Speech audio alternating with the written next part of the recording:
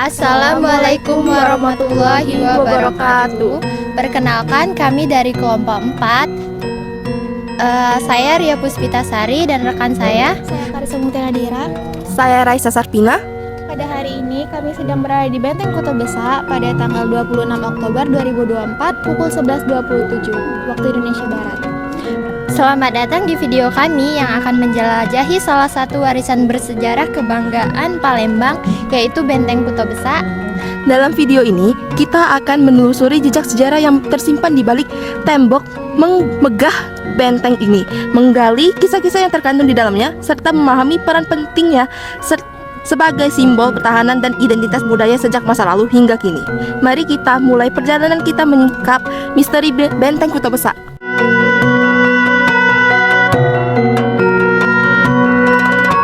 Struktur pemerintahan. Secara geografis, wilayah Kesultanan Palembang meliputi daerah Batanghari 9 ditambah dengan daerah yang disebut negeri luar. Daerah Batanghari 9 meliputi daerah 9 sungai utama di kawasan ini yang bermuara di Sungai Musi. Kesembilan sungai utama yang dimaksud adalah Sungai Banyuasin, Kikim, Kelingi, Lakitan, Lintang, Rawas, Lematang, Ogan, dan Ngomring. Sementara itu, daerah negeri luar secara khusus merujuk pada Pulau Bangka dan Belitung. Dari sudut administrasi pemerintahan, wilayah Kesultanan Palembang Darussalam dibagi menjadi 4 kawasan. Kawasan pertama adalah ibu kota dengan istana atau keraton sebagai inti kesultanan. Di luar ibu kota dikenal adanya 3 kawasan yang berbeda, yakni daerah Sikap, daerah Kepungutan, dan daerah Sindang. Keraton sebagai tempat kediaman sultan merupakan pusat pemerintahan ibu kota. 2 bangunan keraton utama mewakili eksistensi Kesultanan Palembang pada masa yang berbeda, yaitu Keraton Lama atau Kuto Gawang dan Keraton Baru atau Kuto Besa. Bangunan keraton yang baru mempunyai ukuran lebih besar dan dikelilingi dengan tembok batu yang kuat.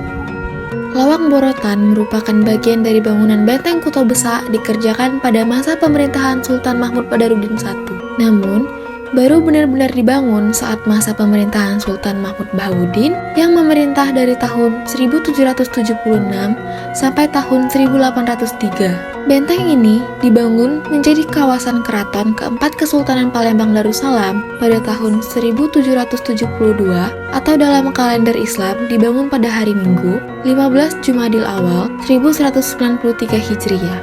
Benteng Kota Besa baru diresmikan pada 23 Februari 1790 secara keseluruhan. Benteng Kota Besa berbentuk persegi panjang yang berukuran 288,75 meter kali 183,75 meter, tinggi 9,99 meter atau setara dengan 30 kaki, dan tebal dinding 1,99 meter atau setara dengan 6 kaki yang mengarah ke tenggara dan Sungai Musi.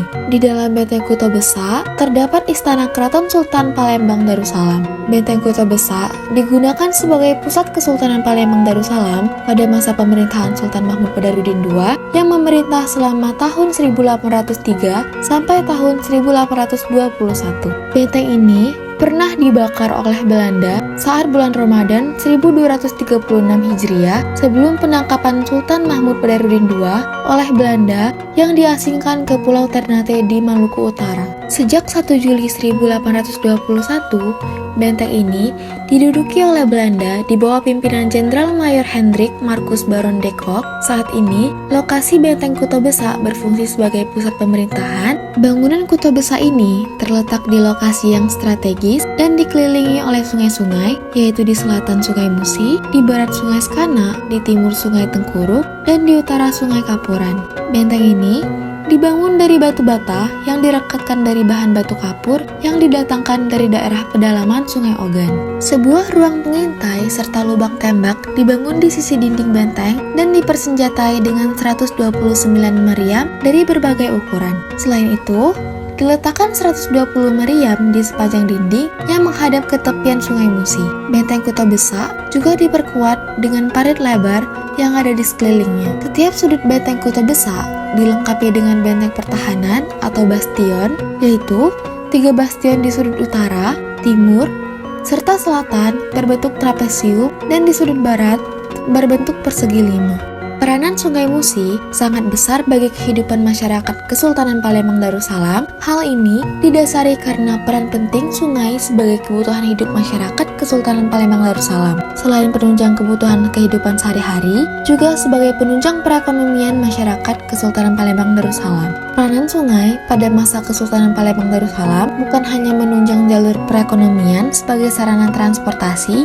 tetapi juga sebagai pusat perdagangan, salah satunya sebagai pasar. Di masa Sultan Mahmud Badarudin I, pusat kesultanan adalah di keraton yang disebut dengan Kuto Lamo yang didirikan pada tahun 1737.